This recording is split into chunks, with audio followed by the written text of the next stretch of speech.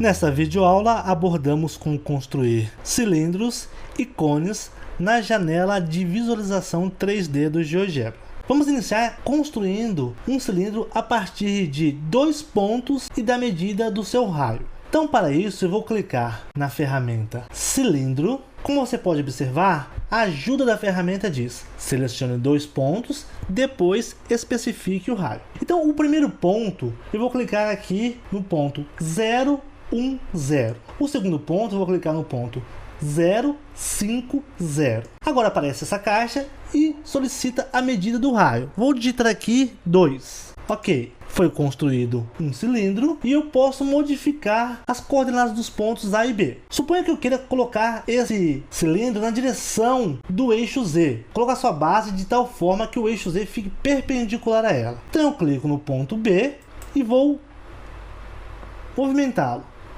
Note, eu não consigo colocar um cilindro de tal forma que ele fique na vertical ou que ele fique com a base em que o eixo Z é perpendicular a ela. Então, para conseguir esse resultado, eu vou fazer o seguinte: dou 2 cliques no ponto A e vou modificar as suas coordenadas para 0, 0, 0. Teclo Enter. Dou 2 cliques no ponto B e vou modificar as suas coordenadas para 0,0,4. Teclo Enter. E agora eu tenho o cilindro como eu queria. Se eu clicar com o botão direito, eu posso girar a janela e eu posso observar o resultado que eu queria. Agora considere a possibilidade de você construir um cilindro a partir de um círculo. Nós construímos aqui um arquivo que tem um controle R para o raio da circunferência e um controle H que vai definir a altura do nosso cilindro. A primeira coisa que nós vamos fazer é construir um círculo que vai ter centro no ponto 0, 0, 0 e raio R. Então, para isso, na entrada eu vou digitar o comando círculo e vou clicar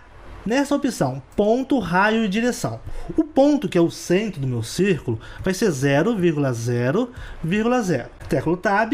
O raio vai ser R minúsculo, que é o controle deslizante pré-construído. Teclo Tab. E a direção, o eixo Z. Como que eu entro com esse parâmetro? Eu vou digitar eixo e em maiúsculo Z. Teclo Enter. Como a gente pode observar, o círculo tem uma representação na janela 3D e na janela plana, na janela de visualização. Se eu modificar o tamanho do raio, essas duas representações são alteradas. Suponha que eu construa um círculo na direção do eixo Y. Por exemplo, eu vou digitar aqui círculo, a mesma sintaxe, só que agora eu vou modificar o ponto para 0, 0, 3. O mesmo raio, R, só que a direção eu vou escrever eixo Y. Teclo Enter. Então, como a gente pode observar na janela 3D, eu obtive um círculo cujo eixo verde ou eixo Y é ortogonal a ele. Então agora eu vou ocultar esse segundo círculo e vou trabalhar somente com o primeiro.